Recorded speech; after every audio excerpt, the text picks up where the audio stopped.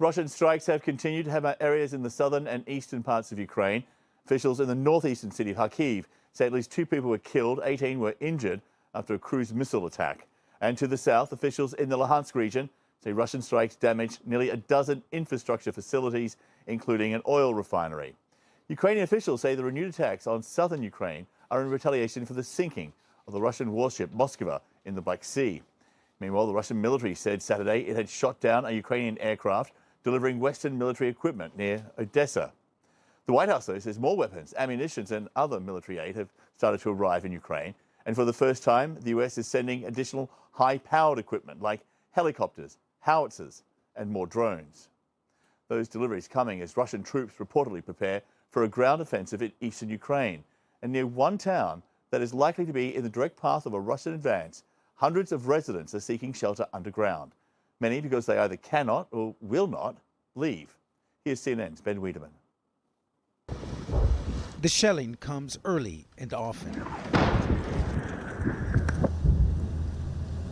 With Russian forces massing nearby, this is a portent of things to come.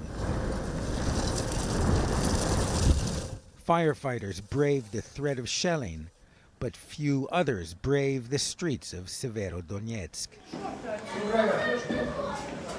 Life for those who haven't fled has moved underground to stuffy shelters where safety trumps comfort. Around 300 people call this temporary home on the grounds of a sprawling chemical plant. Maxim and his wife Ira tried to keep 7-month-old Artum distracted. Their recent arrivals having fled their home 10 days ago. Maxim shows me cell phone pictures of the cellar they hid out in before coming here.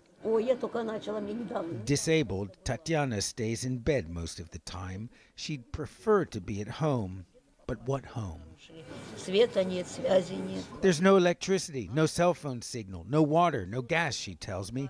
Everything is shaking from the bombing. The windows are shattered. For example, read the examples.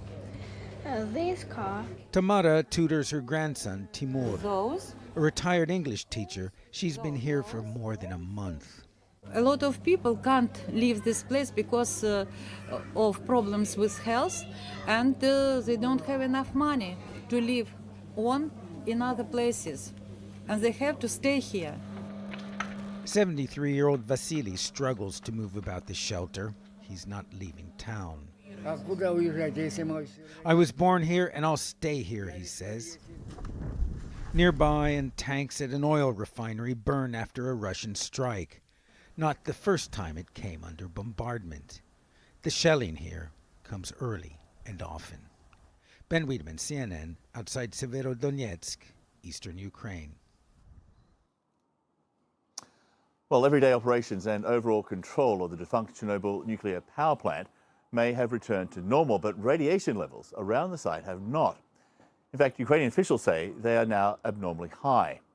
In particular, in an area known as the Red Forest, a 4-square-mile exclusion zone around the plant where radioactivity has remained extremely high for 4 decades after reactor number 4 exploded, causing the world's worst nuclear accident. When Russian soldiers took control of the site in the first week of the invasion, they unwittingly decided to dig trenches and defensive positions for tanks in the Red Forest.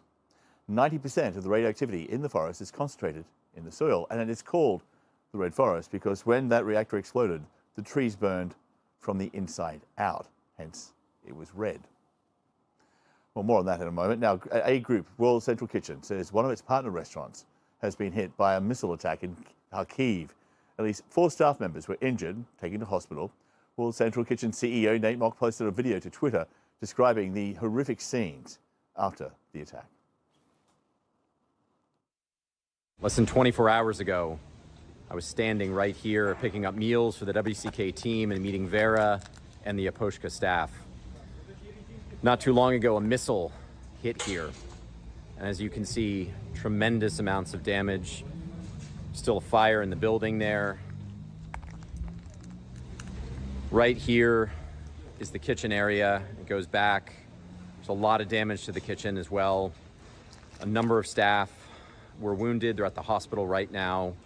Nobody was killed in the restaurant, but we are told that one person was killed in this strike. This was a big hit, as you can see.